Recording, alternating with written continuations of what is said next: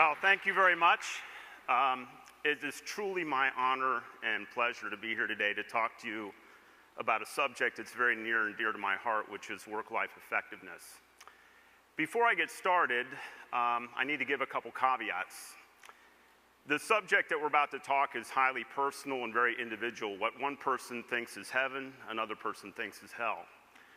And we'll touch on some sensitive issues, and the combination of those sensitive issues with my sometimes quite flowery presentation style may strike some of you as being on the edge. So I need to apologize in advance if I offend any of you, but I don't think I do any favors by trying to vanilla coat the subject matter. So I apologize again in advance if I strike any of you the wrong way. What we're going to do over the next 90 minutes is talk a personal journey and some personal strategies that I've put together in the whole area of work-life effectiveness. Now, you may say, you know, who is this guy coming from the Philippines, originally an American, been out a long time? On what basis can he give us any advice on this? And it's a good question. The basis is fairly simple. I think, I'm not sure, I think that I have very good work-life effectiveness, very good work-life balance. And that's quite an accomplishment for someone like me. I think when I look at the P&G people and the greatness of our P&G folks, I've always felt that on the brain scale, you know, in terms of intelligence of P&G people, I was always in the bottom half, very clearly in the bottom half. I see young people working for me every day in Manila that are a lot smarter than I am. I started in the company as a fitness instructor.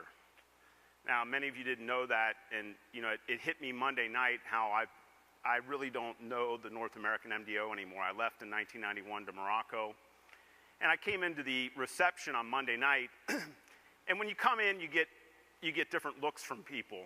And there's the look of people that say, "Hey, Jim is here. Great, Jim, how are you?" That wasn't the look I got. The other look you get is that look of, this guy is going to crash our party and drink our booze. And that is pretty clearly the look I got. And it hit me pretty hard that I'm not known at all anymore after 17 years in North America. I joined the company as a fitness instructor. I have a degree in psychology and exercise physiology from UC. I have my own company, and I was hired by P&G in '84 as a consultant doing the original exercise prescriptions to executives. And what you could do, and those of you who are working in the company in '84 remember, with FlexComp you could sign up for different programs. And one of the programs you could get was an exercise prescription.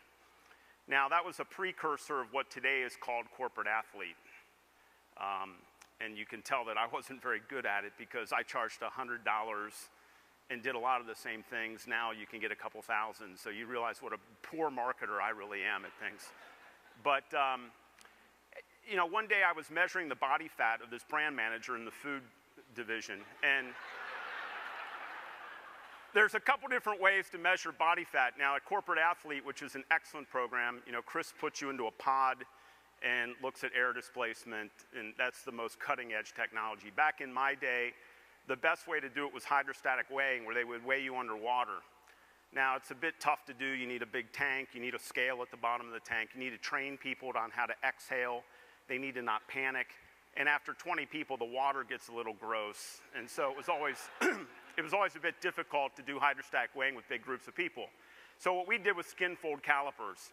And in the hands of a skilled trainer, a skin fold caliper is actually quite accurate, and we would do 7 folds on the P&G people. And when you're pinching the fat all over someone's body, they talk to you a lot. And so I'm pinching this brand manager's fat, and he says, "You ought to do what I do." And I said, "What do you do?" He said, "I'm in brand management." Now, look, I'm a gym guy. I say, "So what is brand management?" He explains it to me. And it wasn't so much brand management, but it was P&G. I was doing a lot. We were on the cutting edge of corporate fitness back then. I was working with a lot of companies in Cincinnati. I was doing all the stuff at Ford. I opened up the fitness center GE. and was working in a lot of different companies. And P&G people were very different.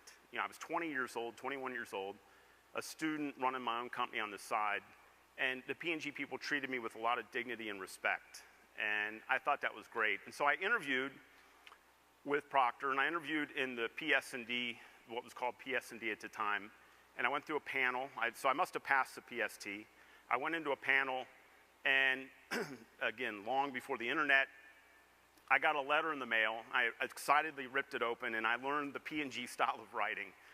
You know, the first paragraph, "It was so nice to meet you. You're so wonderful. You have such a unique background. Everything's so cool. It's so, you know, it's amazing the things you've done at your age."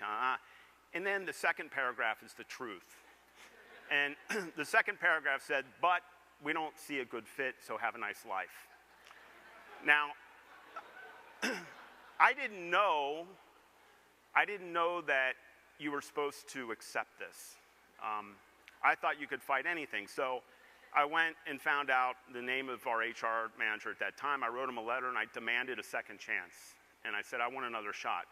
And lo and behold, right before Christmas in '85, Flop and Slop, food service and lodging products. For me, it'll never be CPG. I refuse to call it that. I'm old-fashioned. It was food service and lodging products. That's my old home. As Chip Kelly and Dave Lacey, we all remember from those days. And so they called me back in food service, and lo and behold, they made an offer. And so I started in the U.S. Right after Christmas in January of '86, made it to brand manager. Then I wanted to go overseas and see the world and understand international business. So we left and went to Morocco in '91, and from there I went on to Poland. I did the Middle East, what we call the Near East, for a long time. Israel, Palestine, Jordan, Syria, West Bank, Gaza. Basically everything that you see on CNN, I used to manage. Then went to Geneva and did the family care job, and now I'm in the Philippines. There were certain lessons in the whole story that I try to pass on to my kids. And that lesson one is that it's a tremendous company we work in, where a kid who's making $5 an hour as a contractor can become a GM. And that's a tremendous, tremendous statement about the culture that we work in. You can be whatever you want to be. The second is the power of persistence. If I had accepted that first letter, I wouldn't be working for P&G. I would have gone somewhere else. Interviewing is not a science, it's an art, and we make mistakes. And to this day, whenever a young Filipino, and I get about 10 a year, they write me a letter to challenge their rejection, I order HR to bring them back. Anybody who's got the guts, because I can teach anything. As an old track coach, I learned I can teach a lot of things, but there's one thing I've never been able to teach, and that's desire. Desire must come from within. And if a young kid's got the guts to write me, they're going to get another shot. In fact, we just made a hire of a kid we turned down twice. And the panel found him good, and we just brought him in starting as a young ABM in Manila. And the third lesson is the most important of all. How many of you belong to fitness centers here? Can I see a show of hands? This is really important for all of you. There's a guy when you go in the fitness center that hands you towels or a key. That used to be me. And the lesson here is that you should really treat these people with a lot of respect, because you never know who's going to be your boss someday. So we're going to talk about work-life effectiveness. I hope that you'll be able to take some good nuggets away for yourself and perhaps for your teams. If I can ever be of any assistance to your teams, please let me know. But let's get started. This is a scale of 1 to 5. Now, to get a feel for this audience, here's the scale. A 1 means I have no work-life effectiveness. I almost can't take it anymore. I'm on the edge. A 5 is, what's work? You know, it's that thing that gets in the way. Now, and then you can go from there. A 2 is pretty stressed out. 3, you know, so-so. 4 is feeling pretty good. And I happen to be a 4, by the way. I would say I'm a 4. Let's start with a show of hands. How many 1s are in this room? How many 2s? Okay, 3s, 4s, 5s.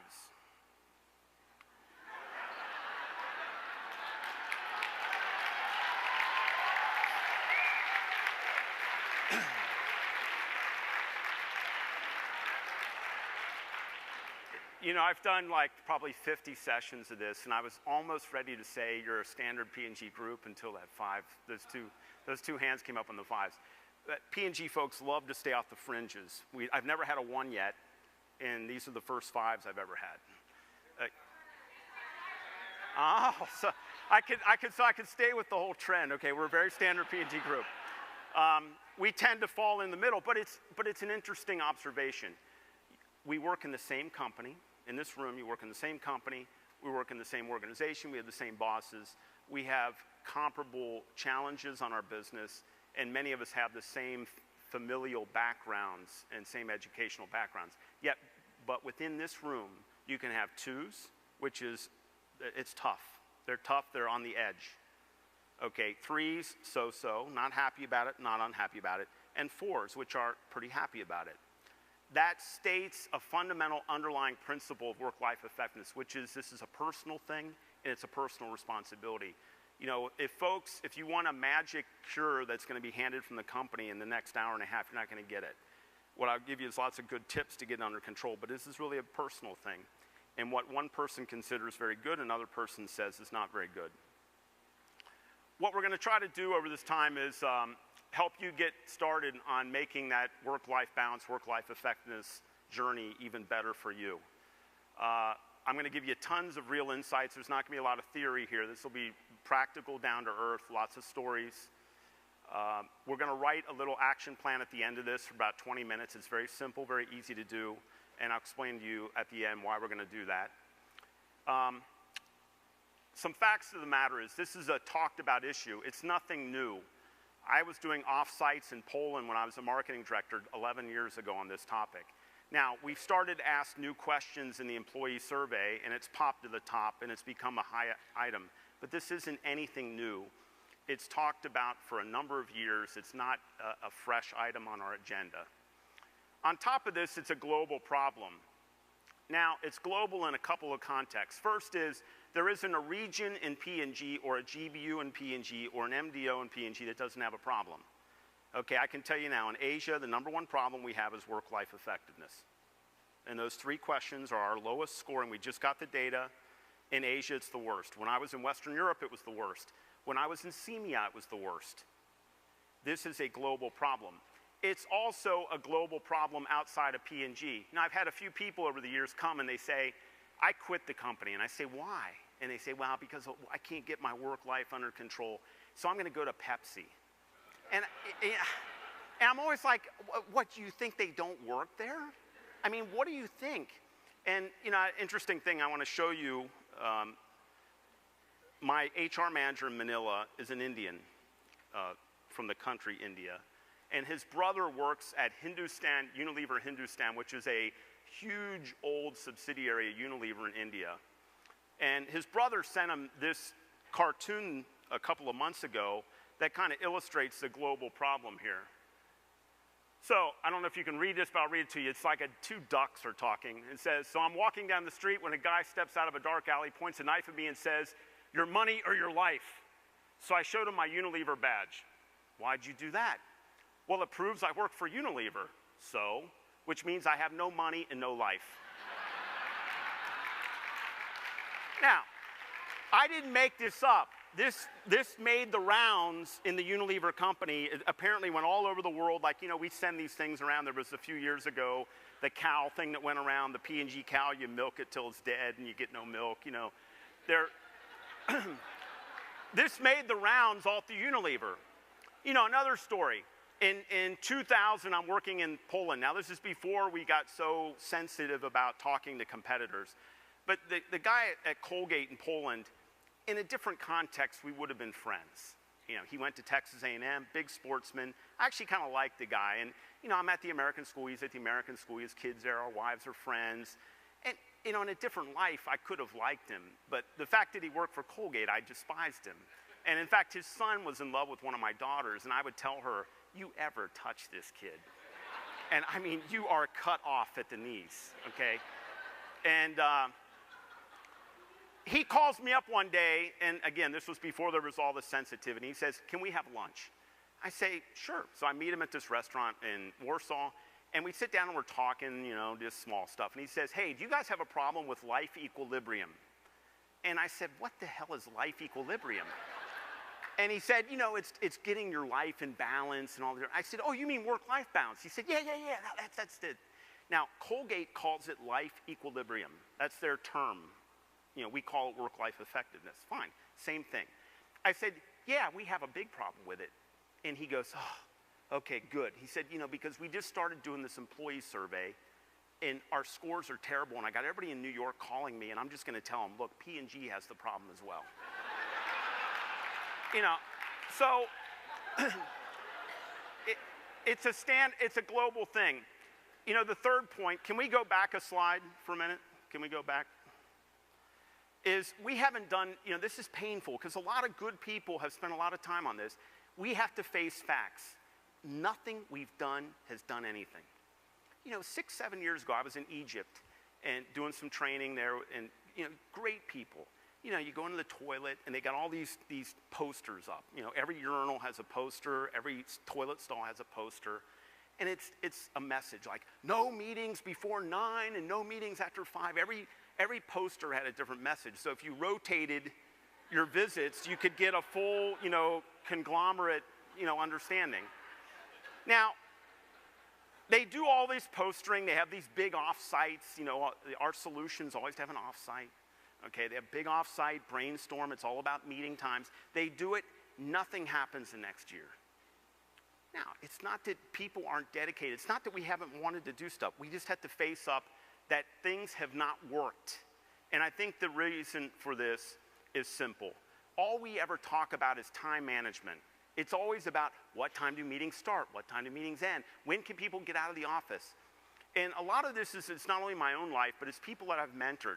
You know, I've had people I've mentored where I've told them, the way you're handling things, I could send you home at noon every day. You're still going to have a work-life effectiveness issue. It's not about what time you get out of the office. It's other stuff. What is some of the other stuff? Now, I am not trying to say time is not important. It is. And this is not positioning of Jim Lafferty to really say we want to work you till 10 every night and convince you don't have a problem. It is partly time. But it's also things like, how do you feel? How's your perspective on life? If you feel you have a problem, I think you have a problem. And that includes if you're going home at 5 or 4 or 3. Do you have the right perspective on life? Have things shifted in your own sense? Secondly, how do your family and loved ones feel? Now, I had a time once in Morocco. At 6 o'clock, I'm driving home on the auto route. At 6 o'clock, I had no work-life balance issue problem. None. At 6:05, I pull in my house. I go in the house. My wife is crying. At 6:05, I had a huge work-life balance issue problem. If you got problems at home, you got a big problem. And what happened on that one? And, you know, and I'm telling you, it took me a long time. I've come home multiple times, and my wife is the toughest of tough. I've come home to a crying wife multiple times. I've quit the company twice. Several times I've gone to her and say, if I can't get this under control in 6 months, we resign. I resign. So it took a long time to figure this out and how to get the equilibrium in place. But if you got family problems, you got a problem. If you have a health and well-being issue, I've noticed when a lot of people put on weight or there's something happens with their health, they will get angry at the company and all that. My personal story, I was a fitness instructor. I was fit. Now, I ballooned up in Poland. The combination of, you know, age, eating pierogi and kielbasa all the time, not exercising. So I got up, I was about, my current weight now is right at like 195, 198. I was about 250 in Poland as a young GM. So call it almost 60 pounds heavier than I am today. I'm sitting at my computer one day and I'm typing away and my fingers start to stick to the keys. And I look down and there's blood everywhere. And the blood was the way I was leaning, it was coming right out of my nose and you don't even feel it. So my secretary calls the company doctor, they run up. Now, what's a normal blood, what's the blood pressure supposed to be? 120/80, okay. They took my blood pressure, and I don't even remember what I was typing. It wasn't that important, okay. My resting blood pressure was 220 over 140. And the nosebleed was caused by massive spikes in blood pressure. So I sat there and said, you know, you're 37, 38 years old. You're going to die. This is killing you. You got to get your life together. At that moment, I suddenly had a massive work-life effectiveness issue because my health suddenly hit me in the face. That can be part of it. Out-of-work sense of fulfillment. Now, through this presentation, I'll give you some facts and I'll also give you some Jim observations. Jim observations are nothing more than that. They're not facts, and you don't have to agree with them. We can violently disagree. But my first observation that you're going to hear is the people who I have found in the company whose entire life is this company have a problem with work-life effectiveness because they don't have anything else. Their life lives and dies and breathes with Procter & Gamble. It is a great company, but you got to have more to life than this. We sell soap, and people don't realize. I've gone to 1 million retirement parties, as is lots of people. Ed, all of us have gone to them. It's the same. We give you a watch, a book with emails in it. We wave goodbye, and 2 weeks later, you're gone, out of the consciousness. We're all super replaceable, like that. I harbor no false assumptions about my own departure from P&G. You've got to have a life outside of Procter. And the people I notice that their whole thing is about climbing the ladder, they've always got an issue because they don't have out-of-work sense of fulfillment. We'll talk about that. Relationships. When relationships go sour or lack of relationships, this can often cause a problem. I had a young assistant brand manager come to me in Poland. She said, I quit. I said, why? She said, I don't have a boyfriend because of P&G because I work so much. Now, you know, I'm not a good diplomat, but boy, I'm telling you, I shut my mouth that day like I never did because I thought to myself, I'm a guy, and I could tell you why you don't have a boyfriend. Okay? And it has nothing to do with Procter & Gamble. But I zipped it up. I smiled. I said, I'm really sorry to hear this. And I thought, man, you are misguided as can be. So, but, you know, another observation is when people are having relationship problems, it explodes and bubbles up and can often manifest itself as a P&G issue, work-life effectiveness. So in my view, if you want to fix this, you've got to have a holistic approach and go at all of these different angles. So the name of the game is to have coping strategies because this isn't going to go away. If you want to stay in this world, you're going to have to deal with it and figure it out. Now, if you make the choice that you're going to go and live in a cabin in Montana and grow organic food and, you know, no TV, and that's what you're going to do, then maybe you can get away from it.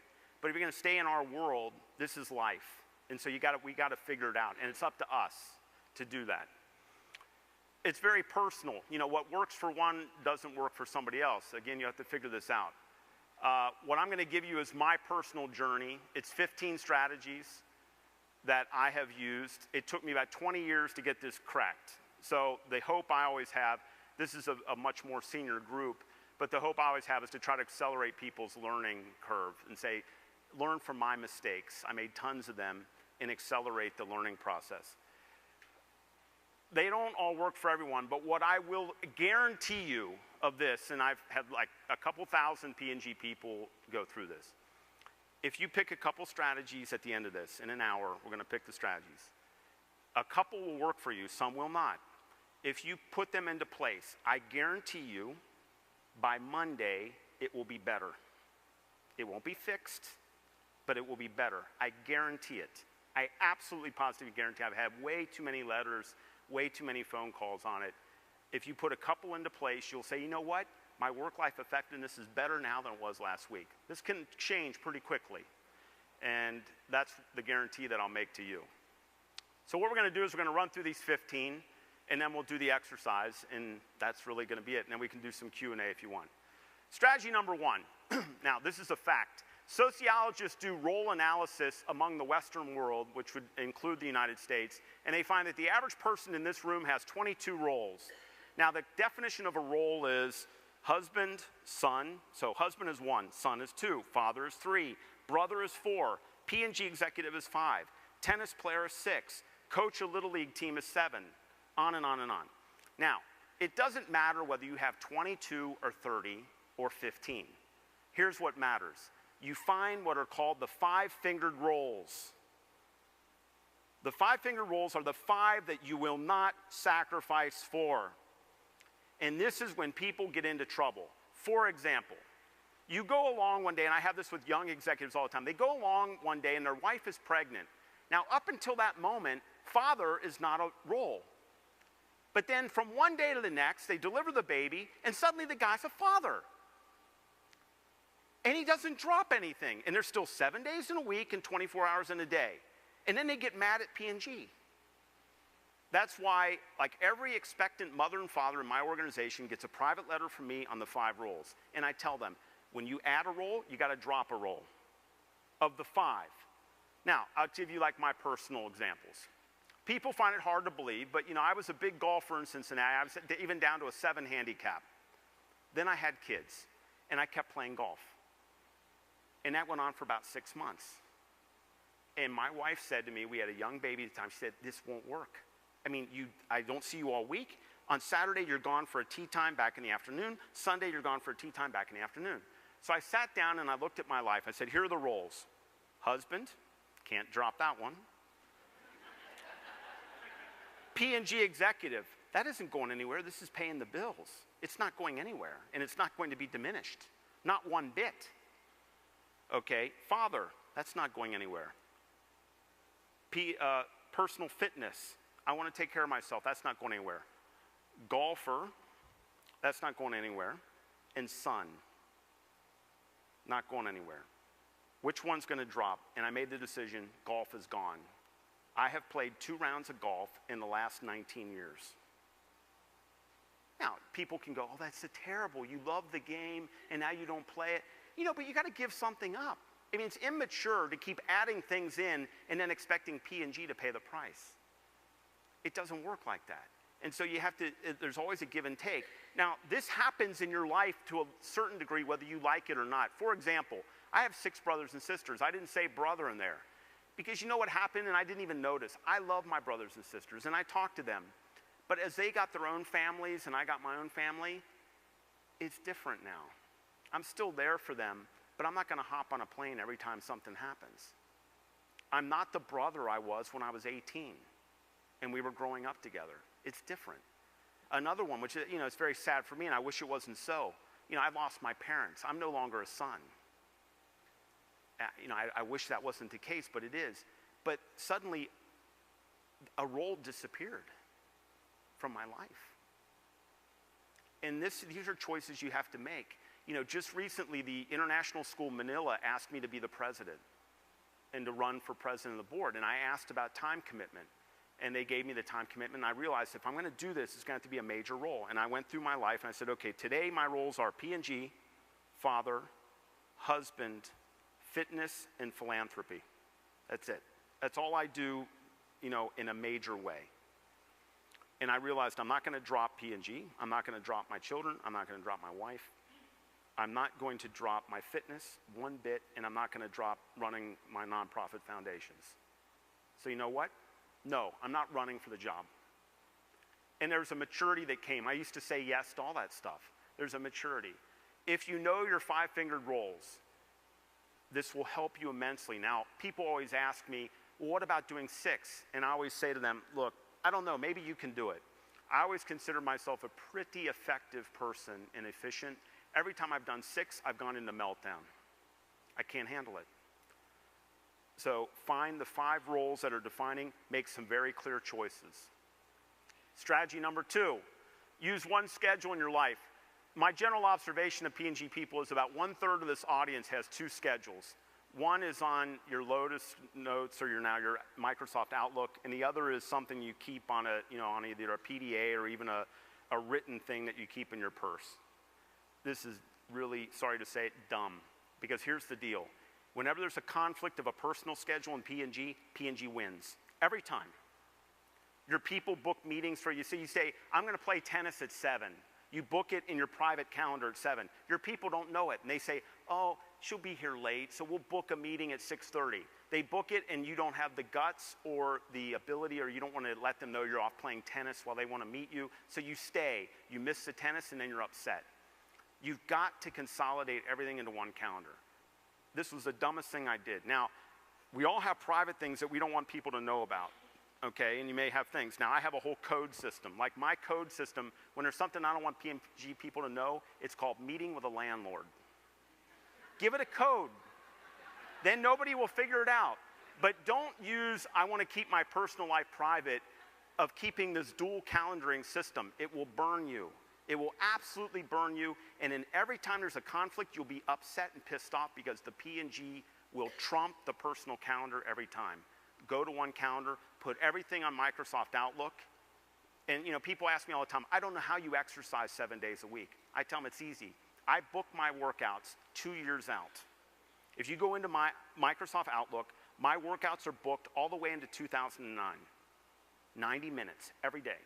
That's how I do it. Then they schedule around it. It's already in there. It's called JML time. It's booked in my calendar every day. And my assistant knows you can't book in there. That's his time. That's how I get a workout in every day. You got to be smart and outsmart yourself on this. One calendar, put everything in it, then you won't miss the things. You won't miss the school things. You won't miss, my wife's very smart now. All the school stuff for the kids is booked in my calendar. I've never missed a track meet. I don't miss soccer games. I don't miss any of that stuff. It's always booked way out. You get the calendar from the school of big events, booked. When my daughter has meetings with the counselor for college, I'm there. It's booked in the calendar. But we don't try to keep the dual system. Strategy number 3, on defining moments, choose family. Now, this is an interesting story. I found that the average person has 6 moments a year that are real defining. These are moments when your family needs to know that they come first. These are things like anniversary dinners, birthdays, school plays, school sports events, meeting with teachers, family reunions. They need to know they're number one. Now, this took me a while to figure out. And here's what happened in my life. And my wife, who may be here in the room, is she here? No, okay, good. So I can talk about it. A number of years ago, it was our wedding anniversary. And I was stuck in the office, and so we were to meet in a restaurant for dinner. And I was running horribly late, like more than an hour late. And so on my way to the restaurant, I knew I'm in trouble, and I do the typical guy thing, which is try to buy my way out of it.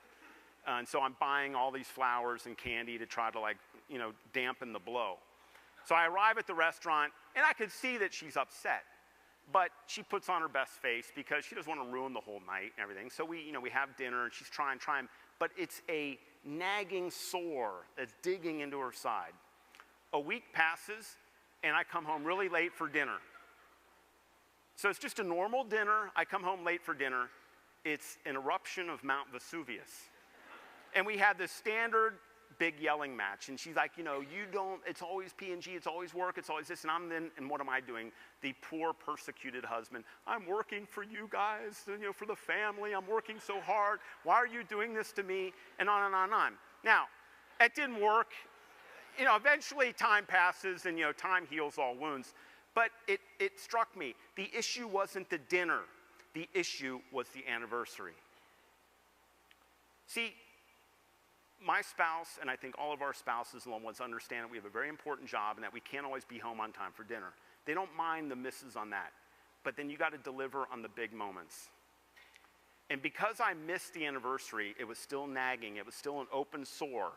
When I then missed the normal dinner in the middle of the week, it was an explosion.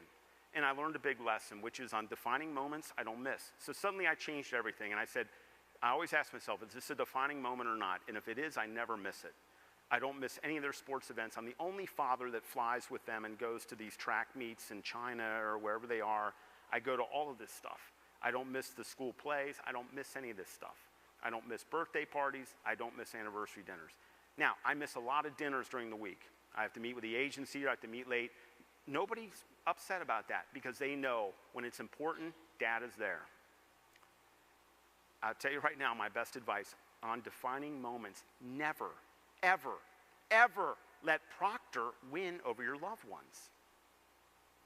And I've told people multiple times working for me, they'll say Jim, it's my daughter's graduation, and I always look at them, I say, if you don't go and get in the car right now, I will throw you in the car myself and drive you. What are you doing here? They graduate once. You don't miss a graduation to sit in an S&OP meeting and talk about soap. Get your act together. We sell soap, folks. You don't sacrifice that type of thing. And you'll find that your spouses and your loved ones know that you can miss the other stuff in the dinners. And they'll say, you know what? Because on the important things, they're here. So on defining moments, you pick your family. Number 4, take real vacations.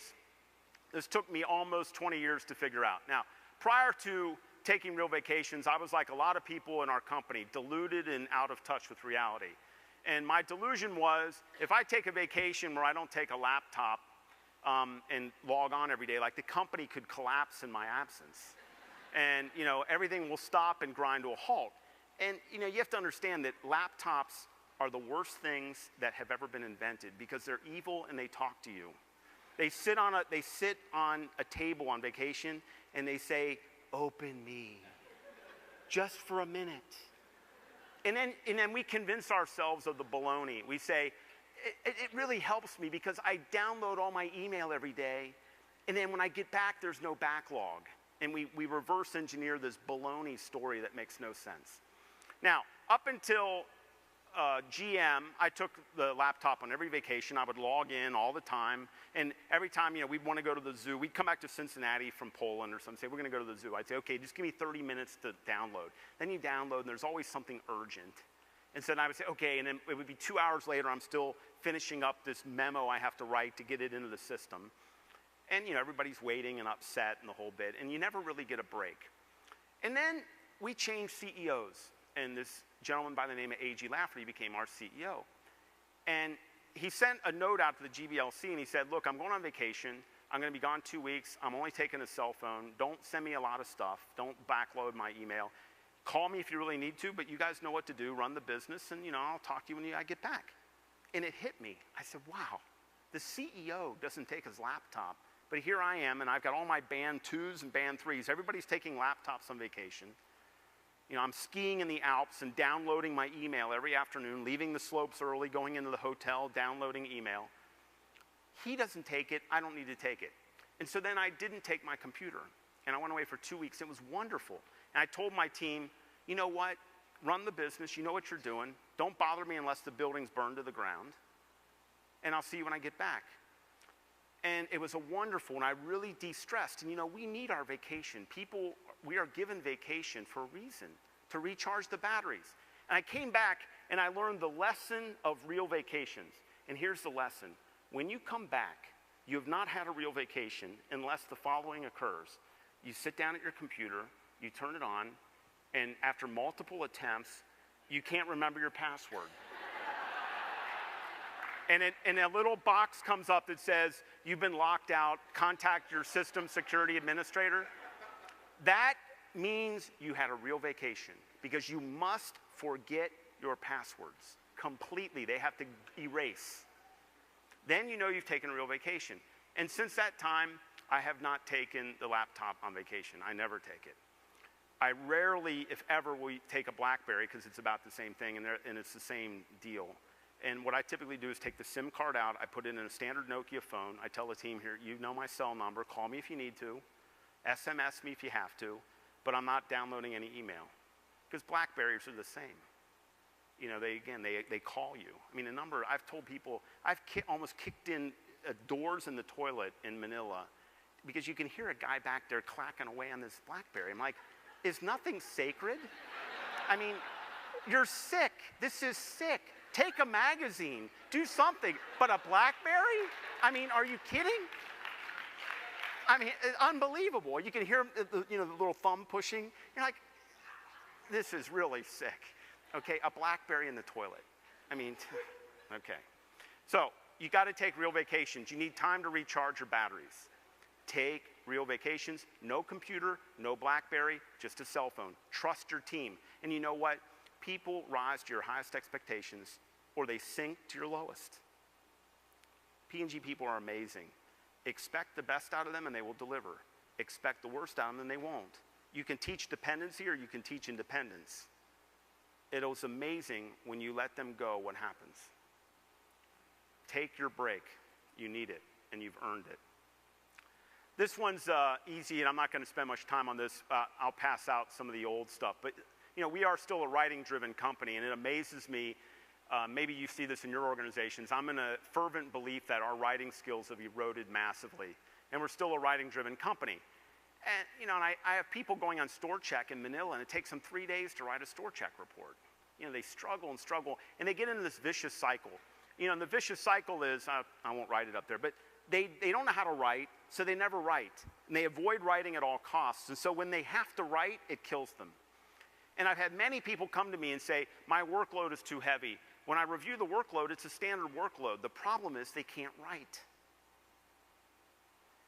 And this is our company, and this is a very senior group. We know this. I'm speaking to the converted. But we may have to drive down into our organization. I think we've lost it on the writing training. In fact, in Manila, all of memo writing is now taught by me because I'm really worried about the quality of the training. Somebody decided to do it online for a number of years. That was a real brilliant idea. Okay, we lost all the skills. And in fact, the simple documents we used to hand out, and I'm going to give them to you today, and those of you who were in the company in the early 80s remember this. There was a chart that showed the two types of writing in the company, information memos and action memos, and it showed the structure. That was the greatest piece of paper ever, and I used to have that hanging over my desk all the way till I was the marketing director. Now, my secretary's retyped it. I'm going to give it to you today if you don't have it, but this is the best writing training tool in the company. Give this out to your people. Help them. They don't know how to write anymore. I see it throughout. Now, maybe in North America, I was always amazed, and I always felt blessed to have started North America. Our fundamentals on training in North America is unparalleled. But I could tell you, like in Asia, we can't write. We cannot write. I mean, to get a good reco out of someone is a nightmare. And I don't have a brand manager today in my organization that can write a decent reco. They can do simple, and they can do SMSs, and they do lots of emails. But email for me is a written phone conversation. It's not structured thinking where you sit down and you're forced to think. It's full of emoticons and smiley faces and all kinds of substitutions for this and that. I'm talking about Word, a document, thought through that fleshes out your thinking. We've lost this, and we're losing it. It's a big worry. But that's how our company operates. And so what I see with a lot of people is they can't handle the workload of P&G because they don't have the skill set. And the fundamental skill set, we're a writing-driven company. Coke is different. Coke does lots of presentations. P&G writes, and that's the way it is. And I often tell groups that are much younger than this group, this is the way it is. I get people complaining sometimes. It's working at P&G is like working in an English department. You knew this. We're famous for the one-page memo. You knew this coming in. We're not changing because you don't like it. This is the way it is. Now master the system. And one of my big advantages was I was always a good writer, a fast writer, and I could get the work done. If you can't write, you're going to always struggle. If I send you on store checks and I expect a summary and you can't do it, or you can't write a share summary, we got big problems. Because that's standard administrative work that we need to do, and we need to be rigorous about it. We need the discipline to analyze our business and understand what's happening. But if you don't have the writing down or your teams don't have it down, pull them in and do it. I'll give you the tools today to do the simple training. There's still, in essence, despite all of our processes, there's still only two documents in this company. A document to inform and a document to ask for action. There's two structures, and we still follow that structure. Give them this stuff and train them. If they can master the two lay-down formats, they can go to town. I had that thing hanging on my desk for 15 years. That was my most precious thing pinned over my phone, was the two types of memo writing in P&G and the structure of each. Pass this thing out. I'll give it to you later today. Number 6, 80 for 20. My third observation, all perfectionists I've met in P&G have a work-life effectiveness issue because they don't know when to stop. They got to work everything to the final nth degree. Now, it depends on where you work. Sometimes going to 100% is necessary. Certainly in the financial arena and R&D, this can be the difference between really success or not. But folks, I certainly would say to CBD or to marketing, 80 for 20 is good enough, and you got to know when you're there. Now, I've never been a perfectionist. I never had a big problem with it. But what I try to coach people on is I see the perfectionists out there, and it takes them a month to get to 80, 2 months to get to 90, and 3 months to get to 100. They spend the 2 incremental months to add the 20%. And I say, you've got to train yourself. Always ask yourself, When am I at 80%? When am I at 80%? When am I 80 for 20? When am I 80 for 20? When the answer is I'm there, you stop and launch and get on with it and move on to the next thing. But you know, a lot of parts of our business don't require the precision of 100%, in my opinion. And I think we got to get back, especially with folks in our organization that you can identify who are perfectionists. They are always working late. They're always in the office late because they're working everything to the nth degree. And we have to help them and train them. Train your people. Jim, fourth observation. There are a number of people, typically they flesh out between band 3 and band 4, in my opinion. Up until band 3, at least what I've seen, you can out-muscle training. You can still be a one-person show. And you know, we often see this in marketing. There's an ABM who's just a machine. They crank out the work. We make them brand manager. They don't really train people that well, but they keep covering for their people, and they can muscle the work and get it done. Then at band 4, they implode because the scope becomes too big. And they never learned a lesson, which is the way to get out of it is to invest the time in training in the first place. But these folks also get into a vicious cycle. The vicious cycle they get into is, my people aren't very good, therefore I have to cover for them, therefore I have no time to train them, therefore they're demotivated because they know they're not delivering and they want training, and the cycle just goes around and around and around and around and around.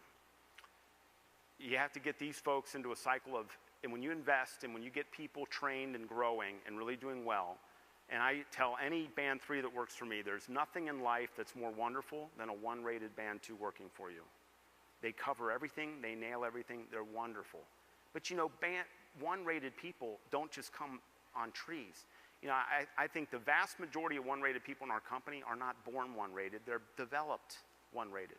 There may be this occasional person who is basically genetically gifted and was meant to be 1-rated at P&G. But most of them are made by great coaches who raise them up and who invest the time in training and development. And the enlightened people train their people and invest time. And that's why I always do the trainings when I'm asked, because I tell my organization, in the Philippines, I have 2,000 employees. I can't cover for 2,000. There's no better use of my time than training. Because if I can get to 2,000 people motivated, inspired, knowing what to do, that's far greater than me trying to run around and do everybody's job. And the higher you go, obviously, the more important this is. But again, folks that spend a lot of time trying to cover for their people and muscling through the work by putting in more hours, and that they eventually hit a stop point and they've got work-life balance issue problems. So again, it gets back to the fundamental. Invest in training and developing your people. Never say no to training and to opportunities to train, because it's the best use of your time. Number 8, 30 minutes of exercise a day. Now, whenever I meet folks in P&G or outside, and remember, I'm a former fitness instructor and a track coach, and many people say, I don't have time to exercise. I always laugh because they've really lost the big picture. Here's the data. How many of you have ever slept 8 to 9 hours a night and woke up totally groggy and totally like you feel like you've never even slept that night? Hands. 8 to 9 hours and you don't feel good at all. Do you know why that is? Now, sleep research is still going on, but do you know why that is? It's because the key to sleep is the number of hours you spend in stage 4 sleep, which is REM sleep, rapid eye movement sleep. The faster that your body can engage into REM sleep, that's when the body truly rests. The earlier stages of sleep are very superficial. You can be awoken easily, and you don't tend to get the deep rest and the tissue rest that you need. Now, the research is simple, but it's not linear. For every 30 minutes of exercise, up to an hour, you can reduce your sleep needs by 1 hour. So if you exercise 30 minutes a day, you will tend to sleep about an hour less. Why? Because with exercise, your body will enter REM sleep much faster. And when I was my 255 pounds in Poland, I was sleeping 8 to 9 hours a night and never felt good. Today, I can't sleep over 7 if my life depends on it, and I feel great. Now, it's not linear. You can't say, I'll exercise 3 hours a day and reduce my sleep by 6.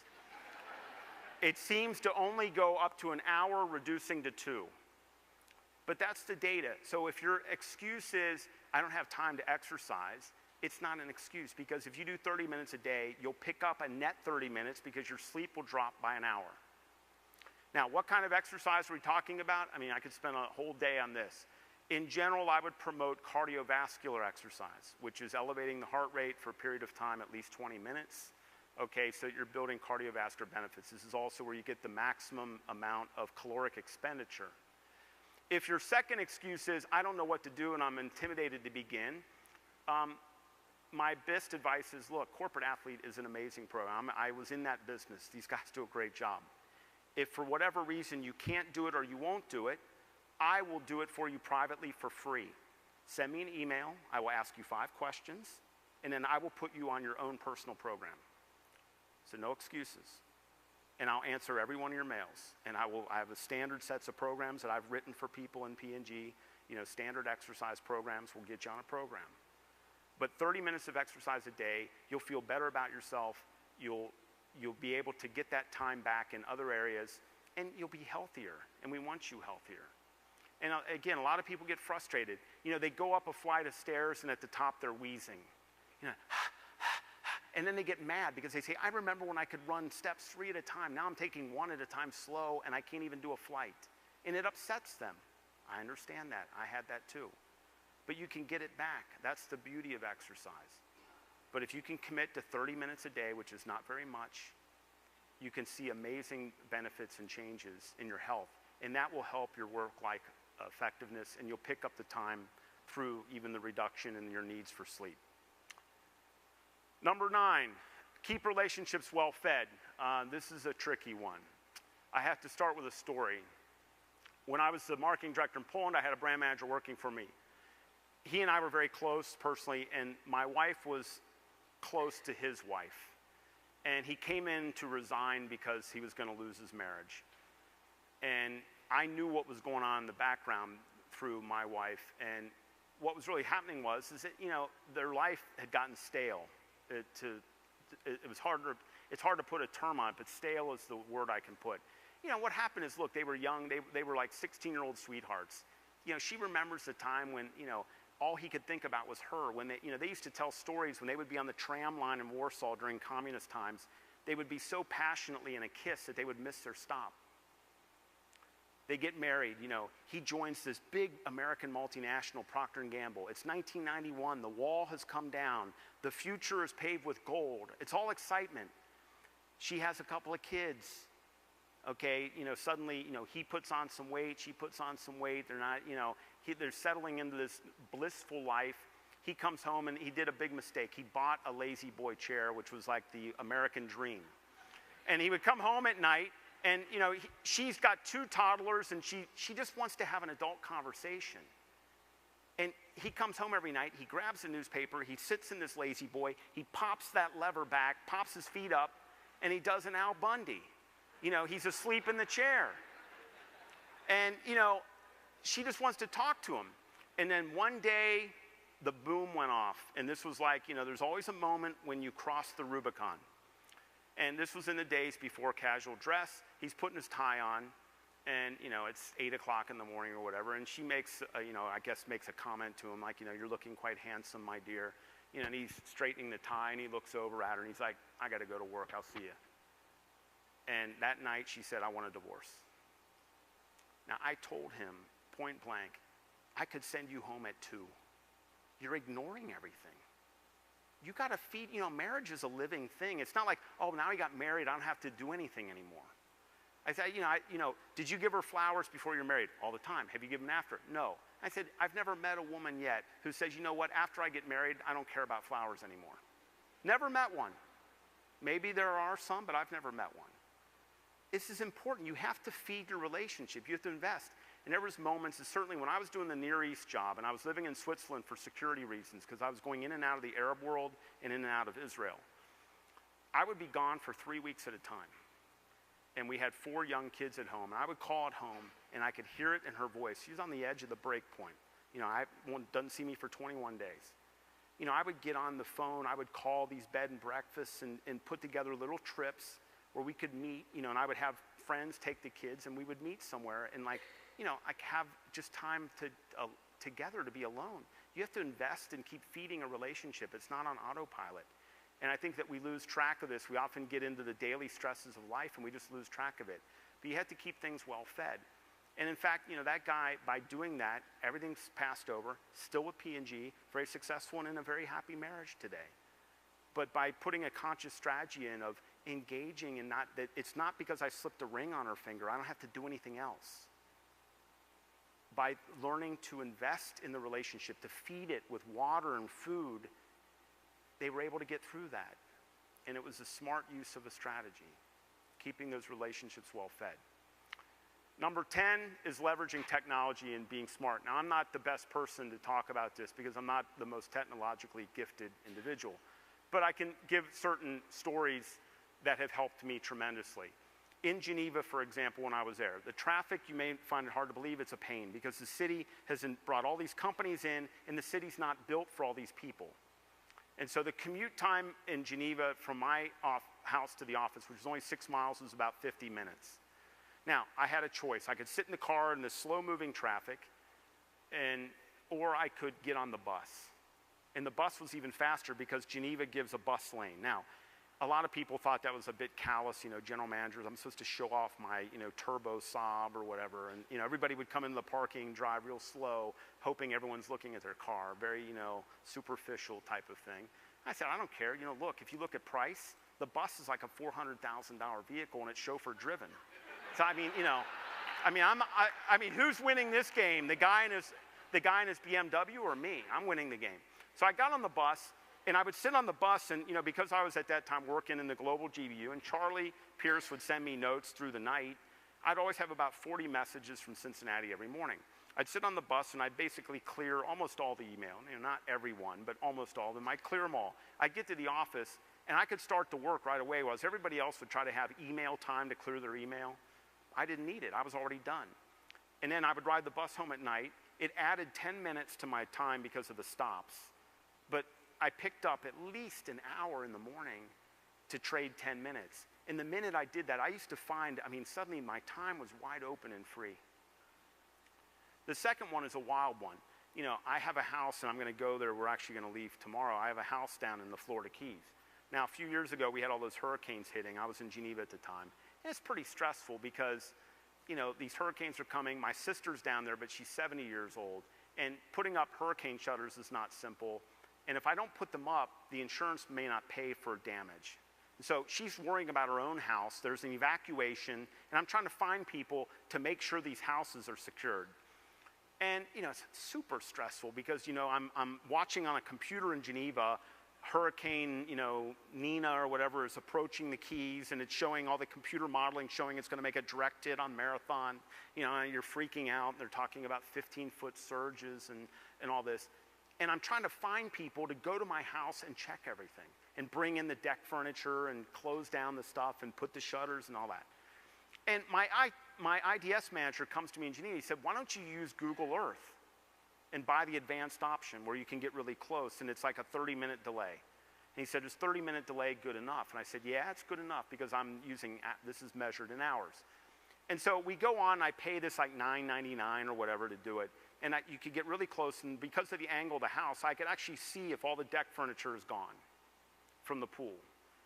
And on top of that, I had also gotten phone calls from the Monroe County Police a few times where they would say, is your house rented? And I would say, no. And they would say, yeah, but there's a bunch of kids in the pool. And again, it's stressful. A bunch of kids are there drinking on my place. And if somebody drowns, okay, it's going to be my fault. And, litigation, lawyers and all this stuff. And so it also was nice to be able to check on it. Now, my sister lives 10 minutes away, but again, to call a 7-year-old sister and say, can you get in the car and check the house on a Friday night? It's not easy for her to get up and to do this. Again, by using that, I could easily see the cars in the driveway and everything. The minute I bought that advanced Google Earth and I could check our house, my issues went away. When hurricanes come now, I can see immediately if someone's been there. I make one phone call, can you go to the house and do it? Then I keep checking, and suddenly all the furniture disappears.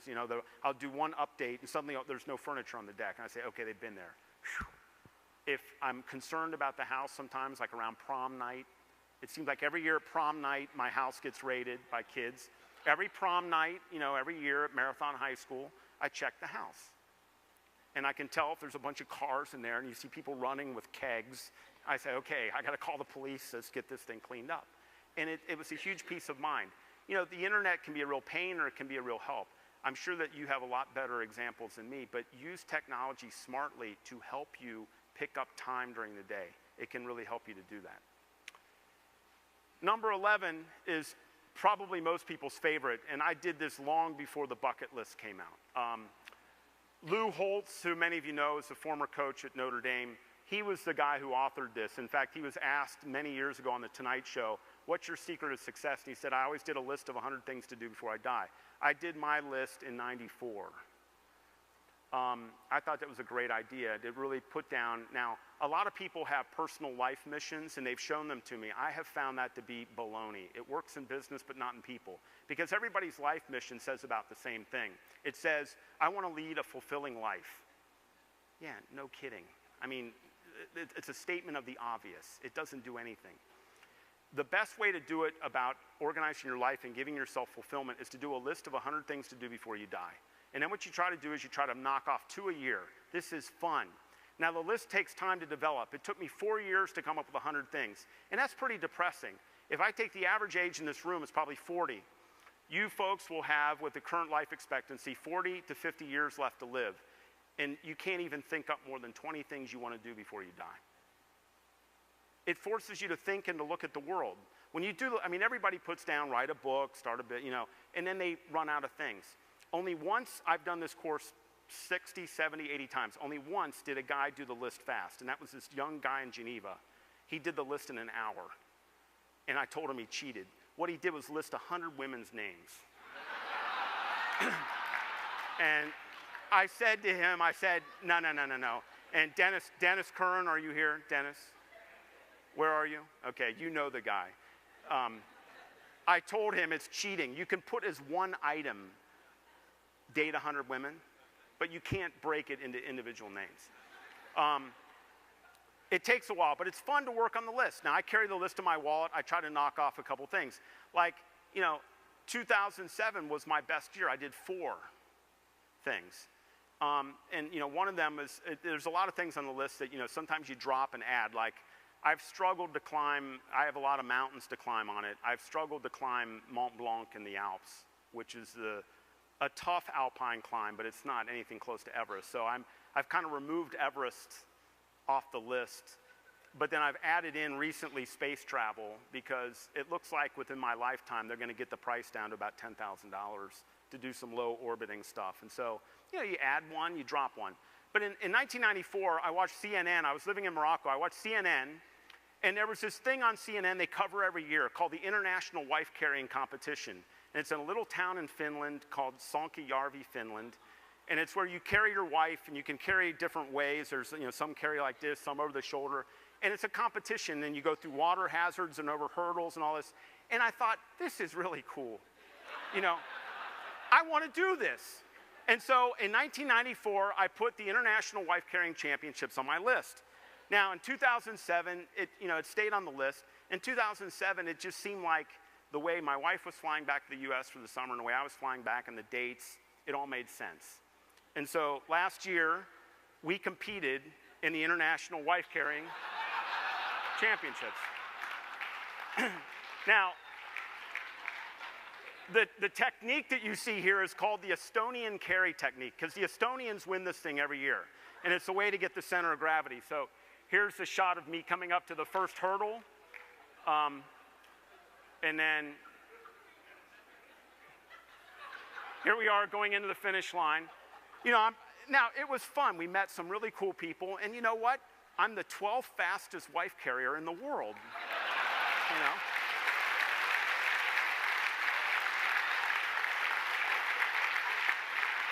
But you know, it's fun to do the list, and you know, and my wife has a list now. It's not the same. I'm wearing a shirt now, and it says Comrades Marathon on it. Now, Comrades Marathon is as old as Boston Marathon. It was done after World War I in South Africa to honor their comrades who had died in the First World War. So it was first run in 1919. And it's a 89-kilometer, about 56-mile race over the mountains between Pietermaritzburg and Durban, South Africa. It's one of the most famous races in the world. There's been a couple Hollywood movies done on it. Now, I don't have that on my list, but it's on my wife's. And so she came here yesterday. She was in South Africa running that race. And that was one of her dreams to do. But it gives life a zest. You know, a lot of folks I know and a lot of my family, the years all blend together because they do the same thing every year. It's 2 weeks in Florida and this, and they can't keep the years straight. My years are always kept separate in my brain because every year it's about an event. I go, okay, 2005, Mount Kilimanjaro. That's when I climbed with Eric Weinmeier. We climbed Kilimanjaro together. You know, 2006, I ran the Boston Marathon. That was always on my list. You know, you keep things clear. We also discovered the world. You know, one of the things on my list is I want to see 100 countries. I'm in the 60s. Every year I try to do 2 new countries, so we never got locked in. And so one of the things with South Africa is like, I would have never gone to South Africa if I hadn't had decided I want to see 2 new countries every year. And then you go to a place like South Africa. This is a wonderful country. You must go. It's an absolute definite. Vietnam, you have to go to Vietnam. These are amazing countries. Morocco, a wonderful country. And I discovered these wonderful places. You know, I was telling someone at lunch, you know, I was talking, I said, I could live in Cape Town in a minute. And in fact, I gave them a fun statistic. Every expat that P&G has put in South Africa has bought property in Cape Town. Every single expat we've ever put there has bought an apartment in Cape Town. That's how cool that city is. But you know, you got to go and see the thing. I mean, life's not a dress rehearsal. We got to get on with it. And life passes super fast. You know, I owe my whole career to an old CBD guy in the US. And I tell the story. They offered me, I asked to go internationally. They offered me Morocco. I went on a look-see visit and I was scared to death. And in fact, my wife will tell you, in Orly Airport on the way back, I cried. I was so scared. And we came back and I was cooking up a reason to say no. And this was 1991. And of course, the reason to say no is you blame your wife. And what you say to the company is, I really love the job, but my wife didn't feel comfortable, and I don't think we should do this, and it's a Muslim country, and So I'm about ready to say no, and my life changed. This guy came by my office, was one of our old flop and slop sales guys, and he was about 63 years old. And he came by and he said, hey, I heard that you went on a look-see to Africa. I said, yeah, but I'm looking to turn it down. And I'll never forget what he said to me. He said, are you out of your mind? He said, look at me and take it from me. You have a chance to live in Africa. Don't you dare say no. He said, the only things I regret in my life are the risks I never took. Take the risk. You got the rest of your life to be old and sit in a rocking chair. And I picked up the phone and I called my wife and I said, I might take the job. What do you think? And of course, she's never been helpful. She says, I'll do whatever you think is right. So I called Morocco, which was 6 or 7 hours ahead. I called Heinz, a guy named Heinz Kranbuhl, Swiss, who was the GM. I said, I'm coming. And we got on the plane. And I can't imagine my life if I hadn't have gone and picked up and gone out of the comfort zone. But you got to have these dreams and you got to put them down. You've got to have your own wife carrying or whatever. But it also makes life fun. I'm always changing the list and looking at stuff. Now I've got running with the bulls in Pamplona. There's even a thing in the Philippines I just added where the whale sharks migrate in the Philippines, and you can actually swim with them every February. And they take you out on boats, and you can get on the backs of these whale sharks, and they're like from here to the doors. They're huge. They're like ships. And you can get on these things and ride them. And I said, that's so cool. I got to do this. So, next Feb, we're on the boat. We go, and we're going to swim with the whale sharks. I mean, you got to do this stuff. It gives life. Otherwise, every day becomes repetitive and routine. This gives life its meaning. It's the things outside that you want to do. If you want to write a book, get on with it. You want to start a business, get going. But start with the list. Try to knock 2 off a year. Sit down with the family. It's wonderful. This is a major life changer. And it will take time to develop the list. Number 12 is about delegation. Another Jim observation is those that can't delegate have always a work-life effectiveness issue because they don't know how to trust their organizations. And this, again, it's coachable, but it's tough. You got to teach these folks how to step back and forcibly take themselves out of the situation and let their people go. This is different than training. Training is investing time to help someone with skill acquisition. Delegation is about trusting that your people are capable. And it is depressing, and I heard it a bit in the panel yesterday, from Alex Tosolini and from Mary Lynn. We hire the best people in the world, and then we don't trust them. Trust people a bit. Not blind trust, but let them go. You'd be amazed what great P&G people can do when you give them the reins to do things. And again, people will rise to your highest expectations or sink to your lowest. The delegators, and not meaning they don't work hard, but the delegators who let work flow to people and let them take responsibility, get the most out of their organizations and that. You know, in the world of PS, you know, they have different terminology for the efficiency and, you know, the PR of a line. You know, we talk numbers like 80%, you know, where the maximum output of this production line can be 80%. What do you think that number is for our organization? I don't think it's above 50, anywhere.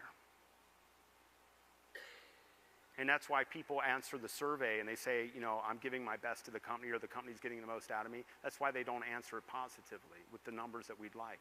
I don't think if we were in the PS, if we applied great PS principles to our organization, I don't think our PR would be above 50. We don't trust people enough. Let them go and let them try things. And it will help you massively in your own personal work-life effectiveness. 13 is use the mother rule. The mother rule is, it's an old rule of mine, which is I think that the smartest person you've ever met is your mother. And, you know, she juggled all kinds of things. She juggled kids, a husband, a household. And you know what? She raised you, and you got into the greatest company in the world. So, you know, give her a ton of credit. She did a hell of a job. Now, she also learned in juggling all that to be pragmatic. And that's a skill that some of us have lost. And, you know, what I'm asking you to do is sometimes, and it can apply to also even into the CMK world, we overthink things and we have to test everything a million times. Apply the mother rule. And what you do is you say, what would my mother do? So for example, if you're working on Bounty packaging, and the stripe in the top left-hand corner is either going to be red or yellow. And you say, okay, should I do a busy P or should I ask my mom? And your mom would say, and she'd probably slap you, and she'd say, what happened to you? You know, it's simple. I don't look at it anyway. Just pick one and get on with it. And that's the mother rule. You just make a decision and get on with it. Now, if it's something very complicated, your mom might say, you know, honey, that sounds really complicated. Maybe you should run a see and spit and call your CMK department, and they'll help you. But, you know, I think we abuse these budgets sometimes, and we've got to test everything a million times. And I've told people a lot. I said, you know, in my days in Morocco, when we didn't even have a market research group, and you look at the whole Moroccan organization, Laurent Philippe, me, Jamal Baradia, all of us were promoted, and it was a beautiful business. We didn't even, you know, we used to do the research just by going out and interviewing people on the street. Apple has no research department. They did the whole iPod and everything with just consumer groups. You know, you've got to sometimes get back to common sense and make decisions. One of the things that kills our efficiency is we don't make decisions. Now, this room is full of leaders at a high level. It's all up to us. And you can cut this down big time. And I think one of the reasons our scores have jumped a lot in the Philippines, I've cut out all of the debate and the mental, you know, the mental juggling of things over and over for years. Sometimes you just got to get on with it. And you say, what would my mom do? And if the answer is she'd say get on with it, then just get on with it. Make a decision and move on. And, you know, and not be paralyzed that we have to have data for every single solitary thing. Because, you know, it's interesting. The more data we get, our success rate on initiatives still isn't moving much. I'm sorry to say. I mean, it may upset people, and I'm going to get people attack me when I leave here today. But it hasn't moved much. We've always been in that 50, 65 range. No matter what all of the new things, we've got to get back to also getting our gut into it and making decisions. And this is what paralyzes our organizations. They can run and recycle the same thing over and over again, and that's what frustrates people, and it saps their efficiency. Number 14 is integrating P&G in your life. There are folks who want to keep their life, you know, segmented from Procter, and they keep a wall between them. Okay, it's a personal choice. I have found that by integrating them, it works. You know, look at me even here. I timed all this with my vacation. My family's here. I got two of my kids sitting in the front row. I bring my life and them together. At least once a week, my wife and I have a date at lunch in Manila. And I find it wonderful. We almost always say to each other, it was so nice to see you during the day. I try to integrate my life as much as possible because P&G is a part of my life. It's not my business life and my personal life. I have a life, and it's all one life, and it's all integrated. I think the people who integrate have a much easier time with work-life effectiveness than those who don't. And I don't have them in the office all the time, but my kids know where my desk, they know where to come in. And I tell people all the time, if you want your kids, bring them in. Every time a baby comes in, I go over, I meet the spouse, I pick up the baby, we talk. Now, if they want to bring the baby in every day and the baby is in there crying every day, then I may have to have a talk. But to come in and see and to have our lives together, I want to know my people's families. I want to know who their kids are. I want to know what their loves are.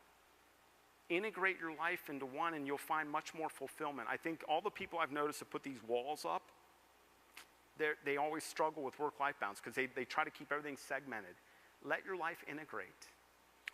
And the final one is give back to society. A lot of folks feel that they don't have good work-life effectiveness, and they feel that way, but they may have also lost perspective about how lucky they are. And by giving back, you can get a feel for how lucky you are. I'll give you an interesting statistic for this room. If you make all incomes combined over $323,000 a year, so if you think about your salary, your STAR, and your stock options, and also the company contributions to profit sharing, if you're over 323, you're in the top 1% of income earners in the United States of America. Now let's continue. If you're in the top 1% in the US, on a global scale, you must move it 5 decimal places. I want you to let that sink in. Those of you in this room, which is a good percentage, that make over $323,000 a year are making and earning more than 99.9999% of the world. You're at the 10,000th decimal point. People would kill to be in our shoes. I think I'm the luckiest guy alive. I'm the luckiest guy alive. I have a beautiful family. We're all healthy. I didn't go to South Africa with my family. I'll tell you why. Because when I landed in Amsterdam on my way to South Africa, my HR manager called me and said, Jim, JP Ador, your 24-year-old ABM on Ariel is dead of kidney failure at 24. I got back on the plane and I flew back to that. And I spent Saturday and Sunday with the family watching them bury a dead son. You need perspective. If you're making more money and you have a better lifestyle than 99.9999% of the world, you have your health and you have a wonderful family, you got to put it in perspective. And sometimes the work-life balance issue, it's personal, but we've lost perspective. Now, one of the things that's helped me bring back perspective, and it's a bit of serendipity, and I'll just tell you my personal story. I canceled my Christmas vacation because of business pressure in the Philippines. The business is only okay at best. We got a lot of pressures going on. Lever is attacking me good, and they've kicked my butt royally in beauty. Okay, I haven't had my butt kicked that bad since 6th grade. Okay, when Jeff Huseman smoked me on the playground at St. Vivian's in Finneytown. Okay, I have not had my ass kicked this bad since that time. Now, I canceled Christmas vacation. Everybody's upset. I'm upset. But serendipity hits, and there's a way that life and God can show you that you need some perspective. On the 23rd of December, an orphanage in Manila that my wife helps out at calls and says, we got to panic. Someone has dumped a baby on the steps. We've sent the whole staff home for the holidays. There's nobody here to take care of a 2-month-old baby. Can you help? She says to me, look, we're going to be here. Do you want to take the baby for 2 weeks? Now, my oldest is 23. My next kid is 20. They're both out of the house. One's in Chicago in grad school. The other's in London in school. I have 2 kids left at home. They're here, 17 and 14. Say, okay, back to babies, diapers, a whole bit. Okay, let's do it for 2 weeks. We take this little boy in. Now, I only wanted to help. I didn't count on falling in love. So we keep this baby for 2 weeks, and I can't put him back in that life. Orphanages in Manila, they do the best they can, but these kids end up on the street, and they're mainly sniffing glue. And so you sit and you make a decision. And I read his case history. His mother tried to abort him, and the placenta wouldn't detach. He's a fighter. And then she drops him off in an orphanage, and he has to fight for himself in this orphanage for months. But it gives me perspective. His name is Kenji.